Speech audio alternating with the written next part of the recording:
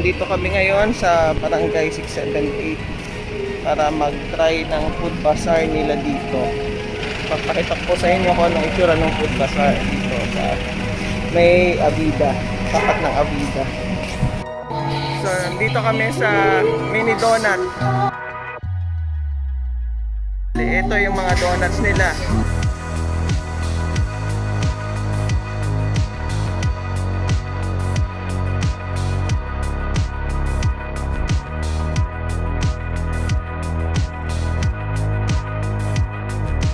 Dito naman po tayo sa Korean food. Ito yung fish cake, tteokbokki, tsaka iba pang mga Korean foods. Meron ding corn dog. Ito naman po tayo sa mga taco salad. Pero meron din sila ibang products. Chicken nuggets, chicken tenders.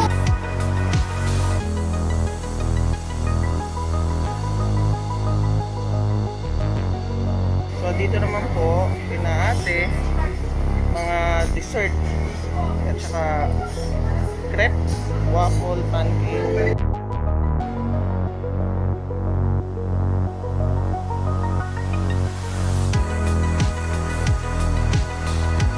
So ito po yung mabibili dito. Ito naman po tayo sa mga beverages, iba-iba po. Lemon with cucumber, cocoa with milk, mango with milk, watermelon with bubble. Opo, meron naman po tayong mga tuhog-tuhog dito. Sweet balls, kikiam, fish ball. Ano po to? Fish ball, chicken ball. Kwe-kwe. Ito yung Hungarian hotdog na may bacon. Siomai. Ito po yung may mga rice. So ito po yung fries.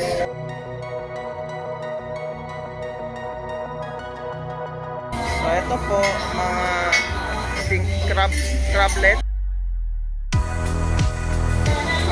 Intestine po.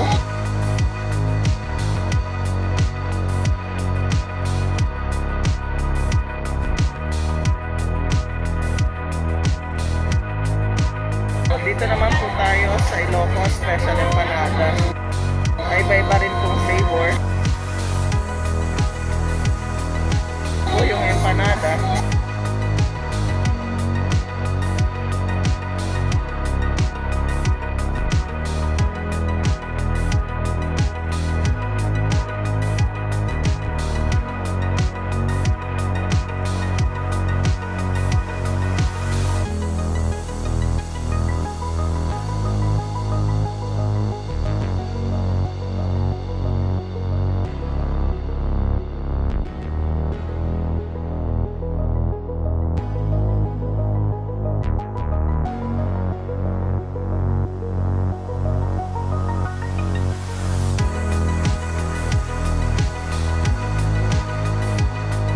Ito daw po yung umuusok na, anong tawag dito kuya? Smoking ball. Ha? Smoking ball. Smoking ball.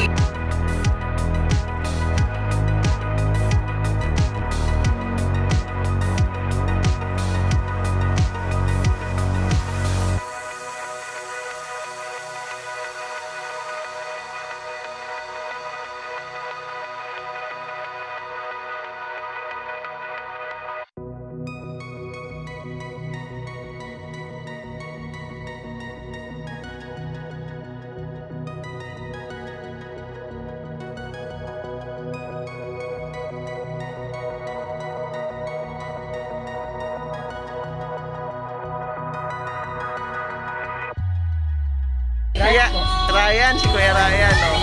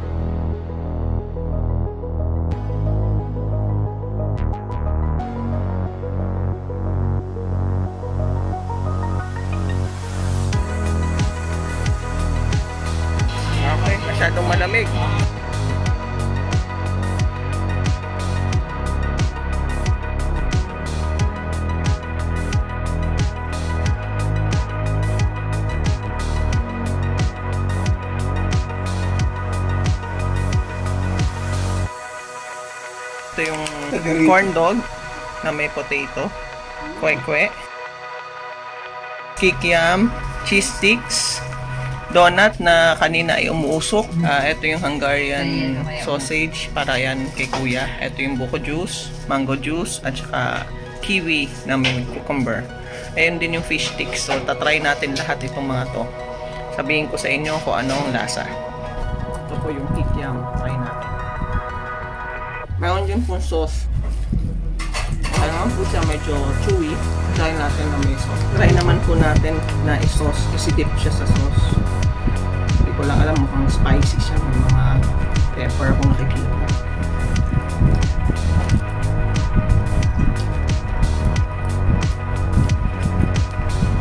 Hindi naman po, medyo sweet ang sauce. Try naman natin yung kwek-kwek. Parang luma na itong kwek-kwek. Hindi sa bagong prito. Actually, nakita ko lang po sila and nagpaalam ako kung pwede kong i-video. Ngayon gusto ko rin sila matulungan kaya bumili ako ng mga produkto nila. Ay, actually, iba yung pinakain.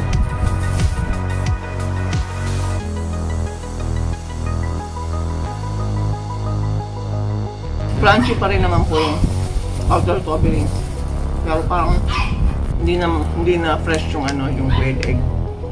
Try natin kung nasa ilalim.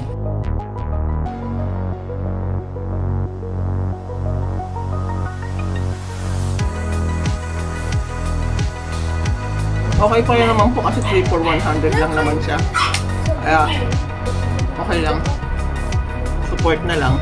Try naman natin itong cheese stick. Meron siyang cheese powder. Okay naman din po itong cheese stick. Crunchy.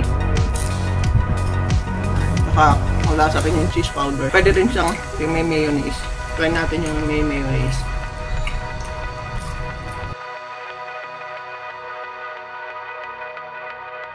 Try naman po natin ang fishball. Parang lasang harin na lang po yung fishball nila. Wala naman ako nalasang fish. Try natin itong fish cake. Hindi po yung spice yung pinili ko.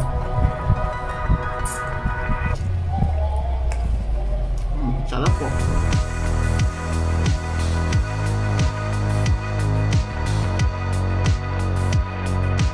Masarap din po yung yung sauce niya, umami flavor. Try naman po natin itong mango juice. Hindi daw po shake mango, juice lang daw po.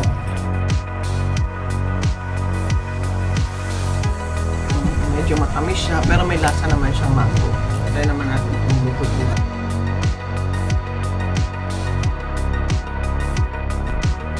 Milky yung lasa niya, pero malalasa mo rin yung buko. Tsaka meron siyang strips ng buko. Try natin itong chicken balls. I-try ko muna na walang dip. Alam ko luto naman ako, pero parang kailangan pa niya ng mas matagal na prito.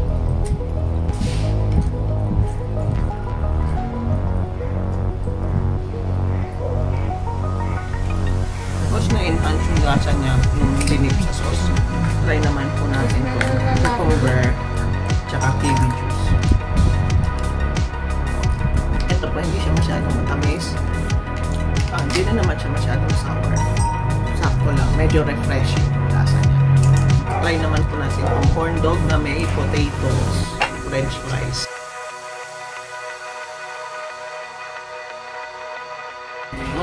May cheese po siya sa loob. Ano ko ng cheese niya sa loob. Kompleto sila. In fairness, masarap naman siya. Kainin natin ulit. May ikot eh. Stretchy pa rin yung cheese. Try po natin yung hotdog part.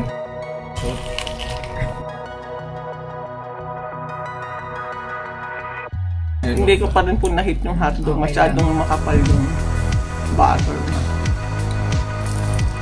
Pero chicken hotdog po ito.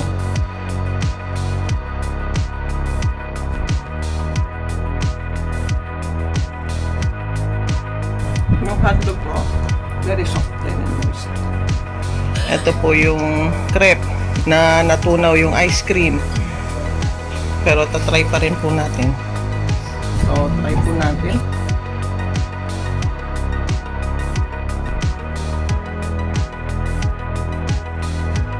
Masarap po yung crepe. Combination with the Nutella. Ice cream.